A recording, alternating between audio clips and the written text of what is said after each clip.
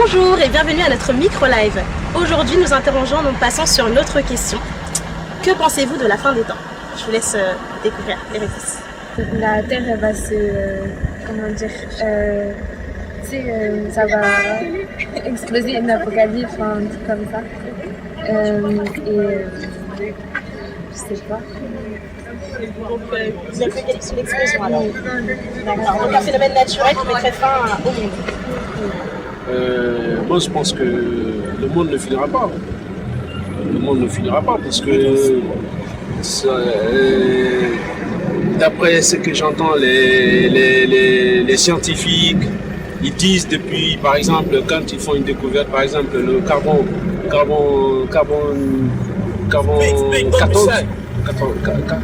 14, C14, c'est une découverte scientifique qui permet de donner la durée, le temps vécu. Parfois ils disent depuis 1000 milliards d'années, 10 milliards d'années. Donc si je me contente à cela, la vie ne finira pas. La vie finira quand on meurt. La vie est finie pour nous, mais la vie là, elle restera. Le monde là restera. Quand on meurt, le monde est fini pour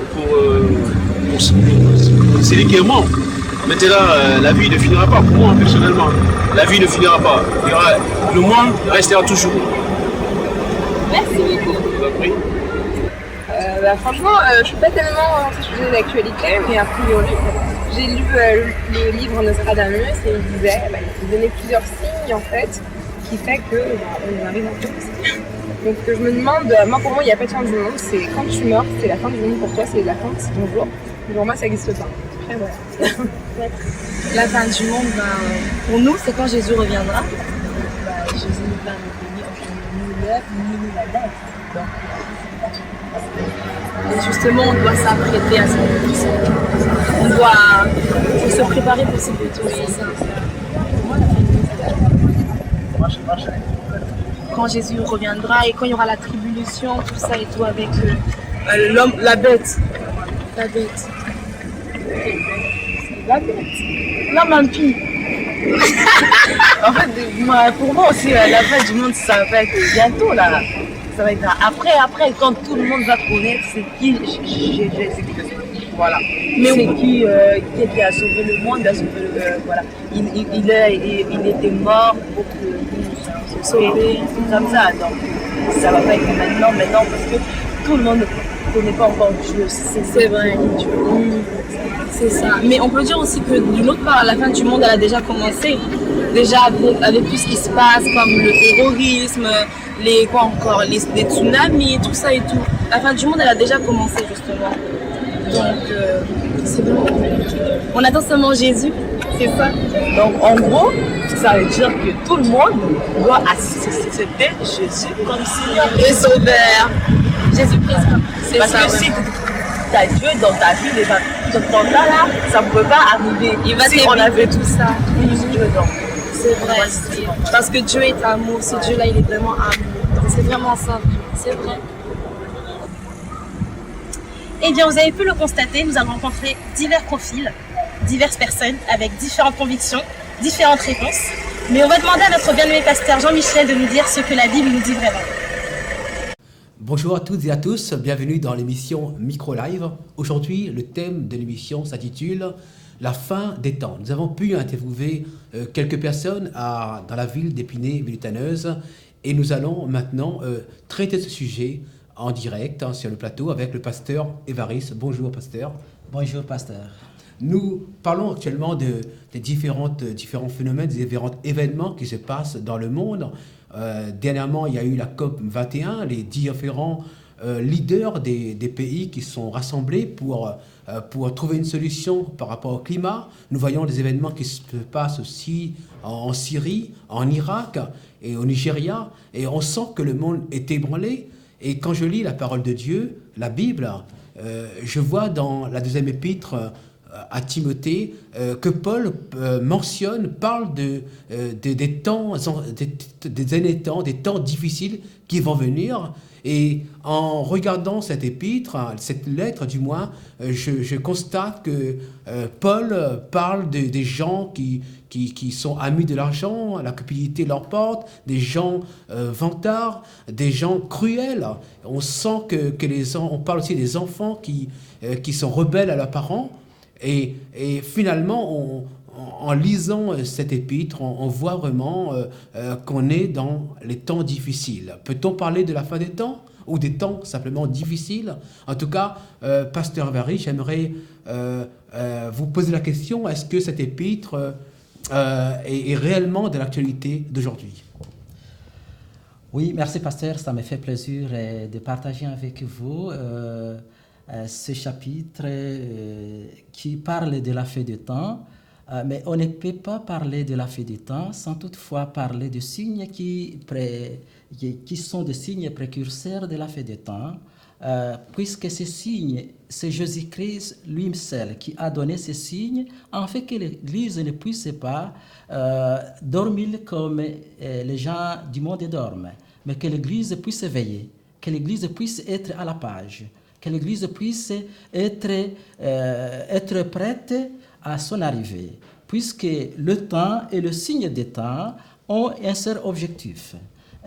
C'est l'objectif d'être prêt à recevoir Jésus quand il revient enlever son Église, pour que son Église puisse être prête à recevoir Jésus-Christ, leur Sauveur, puisque le Jésus-Christ que nous parlons, qui est notre Sauveur, qui est ressuscité, c'est bien lui, Jésus-Christ, qui est mort et qui a vécu à Jérusalem et qui a été maltraité et qui un jour est allé au ciel et qui vit à la droite de notre Dieu, notre Créateur, mais qui a donné la promesse à son Église qu'il viendra, il reviendra enlever son Église et que son Église puisse être avec lui. Quand nous parlons de temps difficiles, nous parlons de temps difficiles puisque ces temps difficiles sont prévus. Et le Seigneur Jésus-Christ, avant d'aller au ciel, il a dit qu'il y aura des signes qui vont précéder son arrivée. Et ces temps difficiles, nous les voyons, ce sont des signes de temps d'ordre politique. Il y a des signes d'ordre spirituel. Il y a des signes d'ordre naturel. Et tous ces signes doivent nécessairement être manifestés avant l'arrivée de notre Seigneur Jésus-Christ. Et maintenant, sur la question que vous avez posée, oui, l'apôtre Paul a expliqué à propos des moments difficiles. C'est les moments dans lesquels nous vivons. Quand nous voyons les choses qui se passent, exemple justement que vous avez donné, le COP 21, la situation qui s'est passée ici à Paris, les gens se préparaient à la joie. Les gens se préparaient à manifester la joie, mais les autres voulaient déstabiliser cette joie. Cela veut dire qu'ils n'étaient pas à la même ligne. Ils n'étaient pas dans la même voie. Cela veut dire que ces temps difficiles nous les vivons dans la vie présente. Et ces temps difficiles, c'est le début de la fin. Et c'est le début de la fin, ce n'est pas la fin. Mais nous vivons dans les temps de la fin. Cela veut dire, donc, les événements politiques, le signe politique, le signe naturel, le signe spirituel doivent passer, doivent être manifestés avant que Jésus vienne. Mais attention, il y a une chose que Jésus-Christ a dit. Il a dit que ce qui concerne la date, personne ne connaît.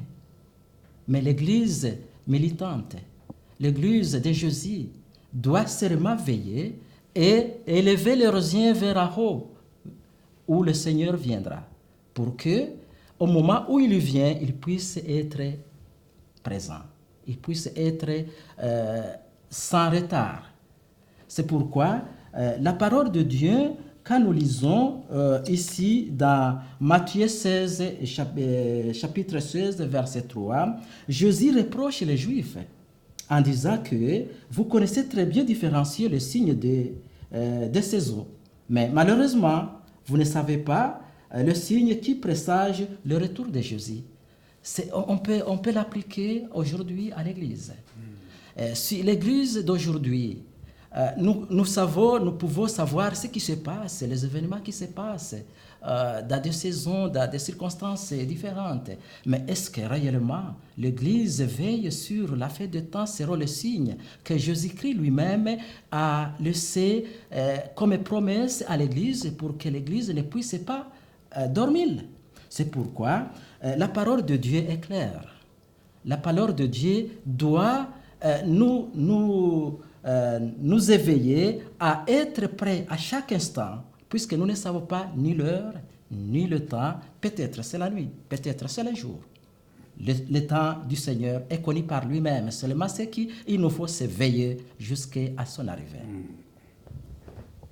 Mais l'apôtre Paul nous parle de temps difficiles et on voit aujourd'hui des gens qui sont attachés à l'argent.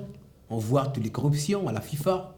On voit les différents problèmes. On voit les enfants qui sont rebelles à leurs parents. Il y a quand même un dérèglement. On voit les familles monoparentales. Les mères n'ont plus autorité sur leurs enfants.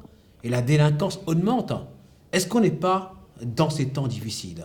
Oui, on est dans le temps difficile puisque c'est Jésus-Christ qui a prédit ça.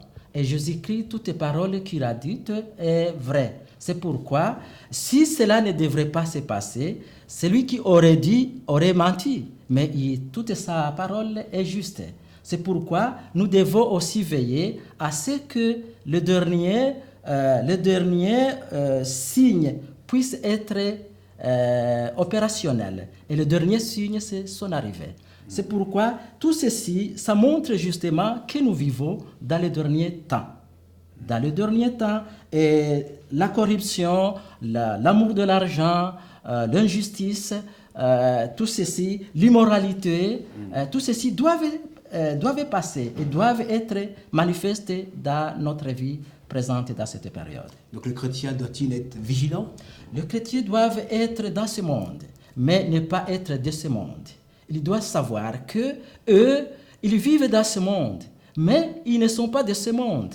Ils doivent savoir que le jour viendra, à l'heure fixée par le Seigneur lui-même, et les chrétiens vont dormir dans ce monde, mais le matin ne seront pas dans ce monde. Ils vont dormir dans ce monde, mais le jour suivant, ils ne seront pas dans ce monde. Ils doivent vivre dans ce monde comme passagers. Ils doivent vivre dans ce monde comme le voyageur, les gens qui viennent en passant, mais non, qui ne viennent pas pour vivre. C'est pourquoi nous devons, les chrétiens, l'Église, doivent se différencier de ce monde.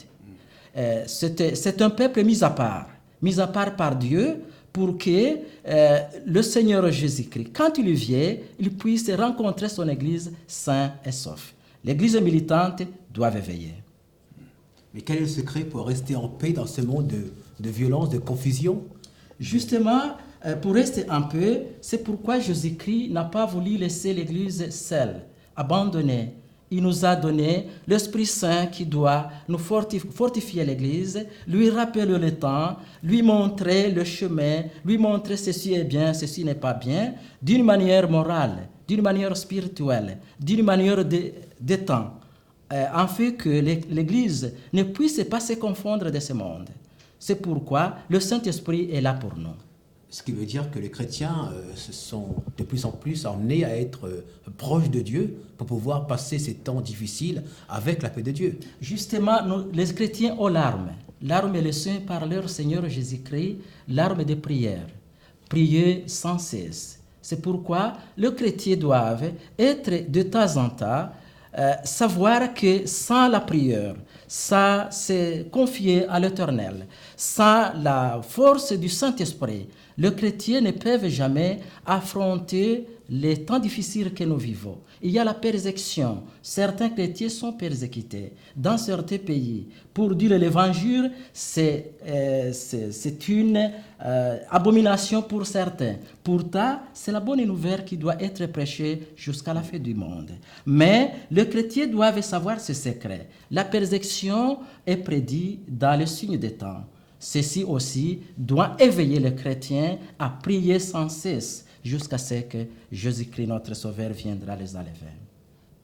Merci, pasteur Évariste, de nous avoir accompagnés sur le thème « Les temps difficiles » ou « Les derniers temps ». Quant à nous, chers téléspectateurs, nous retrouvons à bientôt sur un autre thème. Au revoir.